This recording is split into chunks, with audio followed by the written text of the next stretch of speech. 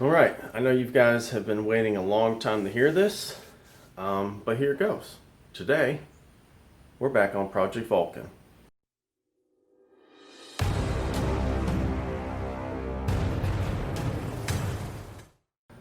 Today I'm going to show you some of the parts that I've got for Project Vulcan, and I do have some more stuff on the way that I just ordered because I realized we had a little issue. Biggest one first. I mentioned we were going to go to a single carb setup.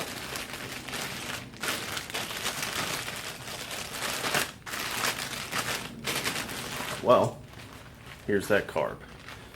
This is a Mikuni. It's a round slide. It is a genuine Mikuni made in Japan. It's not one of the Chinese knockoffs. It has the manual choke on it because I don't want the extra cable going up to the handlebars. And it is a 34 millimeter Mikuni.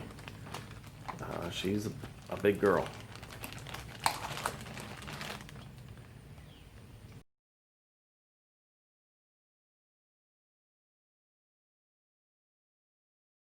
That should be plenty for that 750. I picked this up from Dime City Cycles. I'll put a link down in the description. So what we need to do today is measure the backside of the carb and our intakes on the cylinder heads so that we can order the tubing that we need to make our intake manifold. So I'm going to go ahead and bust the calipers out. I'll measure all three of those and see what kind of length we need, and I'll go ahead and order that.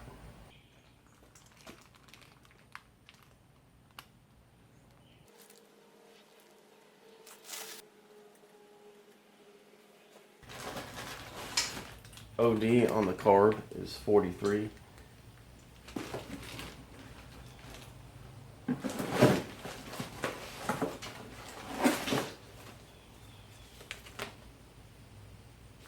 And I'm sorry, this is not a 34 millimeter. This is a VM 38. I thought that sounded weird. So it's 43 millimeters on the OD on the output of the carb, and it is 46 and a half OD on the inlets on the cylinder head. Another thing I did, but I didn't order anything for, I had noticed it stood almost perfectly straight up. So what I had to do was shorten the kickstand so that we could get a little bit of a lean.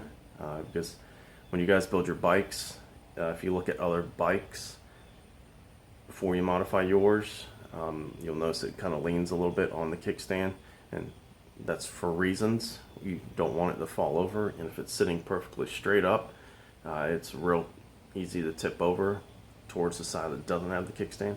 So you want it leaning and putting some weight on that kickstand. So I shortened the kickstand.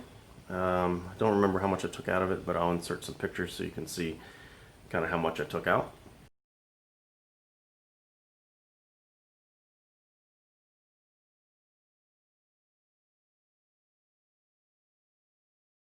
And one of the other things that I said I wanted to do to clean this up and make it a little easier to clean up was to replace the cable actuated clutch. So get rid of the clutch lever, the cable, and all that, and swap over to hydraulic. That's where this little bad boy comes in. This is a mechanical to hydraulic conversion slave cylinder. So this will actually connect where the cable did, and when you apply fluid and pressure, it will actually pull it just like the cable did. That's where that problem came in, where I said I had to order something else. So what I ordered was a new set of master cylinders, a left and a right. I wanted them to match, so I ordered some for the clutch and the brake so that they're the same. I didn't want to run the factory for the brake and then an aftermarket one for the clutch. It just wouldn't look right. So we're going to upgrade them both at the same time. As soon as those come in, we'll throw those on. I went ahead and pulled the exhaust off, because you guys know I don't like these pipes. So what we're going to do is, what we're after are these little spigots. And the Vulcan's got a weird way of attaching the exhaust. If you can see, it steps right there. Ignore the wrap. And there's a clamp, a two-piece clamp that kind of surrounds that and overlaps, and then it slides onto the studs that are in the head, and you put the nuts on that and it tightens it up into the head. So this is your mating surface.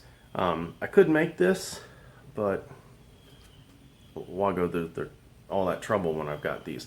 So what I'm going to do is unwrap these, and we're going to cut this section off and give ourselves a little bit of tubing. And I'm going to measure this tubing, and we're going to order some of that as well, so we can start crafting up a new exhaust. I'm going to see if I can get it in stainless. Yeah, I'm just going to order it in stainless. So we'll cut those, we'll measure everything, we'll get some more stuff ordered, and then I'll show you the new master cylinders for the brake and the clutch.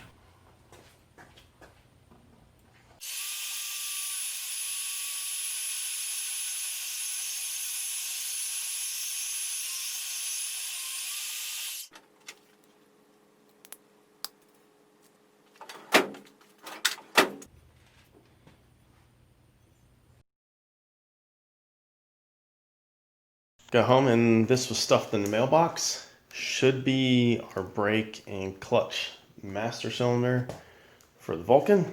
So let's open it up and see if that's what it really is and if it's the right ones.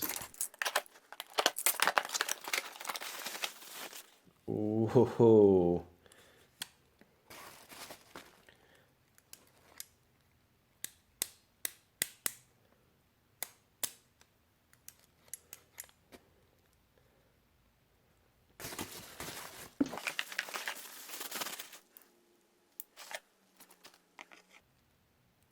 Those look nice.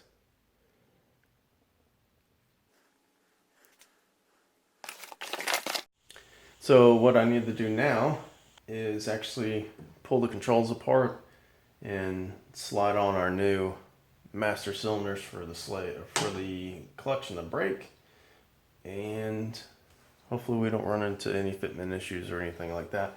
We should be okay to keep the rest of the controls, which is good because those are Kawasaki parts.